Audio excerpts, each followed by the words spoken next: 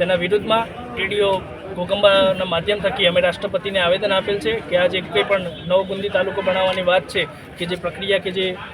પ્રયાસો થઈ રહ્યા છે ફતેહસિંહ ચૌહાણ દ્વારા તે બિલકુલ ગેરબંધારણીય અને ગેરવ્યાજબી છે અને આના વિરોધ અમે સમસ્ત આદિવાસી સમાજનો છે, જેથી રાજ્ય સરકાર અને કેન્દ્ર સરકાર તથા રાજ્યપાલ અને રાષ્ટ્રપતિ આ બાબતનું ધ્યાન લે અને જે ગેરબંધારણીય રીતે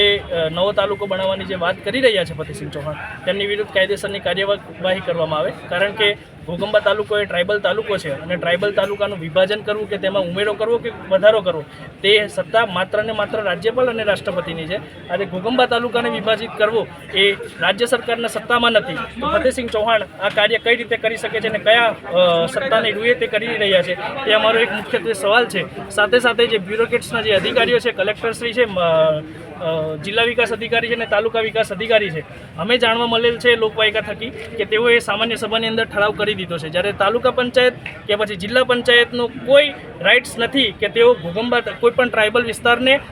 વિભાજન કરવું કે ઉમેરવાની સત્તા તેમની પાસે છે નહીં. તો આ જે ઠરાવો પણ થયેલા છે જે ગેરબંધારણીય છે, આ ઠરાવો પણ રદ કરવામાં આવે. જો આવનારા સમયમાં અમારી માંગ સ્વીકારવામાં નહીં આવે તો અમે હાઈકોર્ટની અંદર જઈ અને તમામ જે બ્યુરોક્રેટ્સ અધિકારીઓ આની અંદર સામેલ હશે તથા જે પણ નેતાઓ સામેલ હશે તેમની વિરુદ્ધ અમે હાઈકોર્ટની અંદર પિટિશન નાખીશું. સાથે સાથે આ મીડિયાના માધ્યમથી અને આ બધા મિત્રોના માધ્યમથી અમે ફતેહસિંહ ચૌહાણને પણ કહેવા માંગીએ છીએ કે પીઠ પાછળની રમત બંધ કરે અને હિંમત હોય તો સામી છાતીએ તાલુકા પંચાયતની અંદર તેમનો સમય અને તેમની તારીખ નક્કી કરે અને સામે આદિવાસી સમાજ તેમની સાથે ડિબેટ કરવા માટે પણ તૈયાર છે. આપ સૌનો ધન્યવાદ.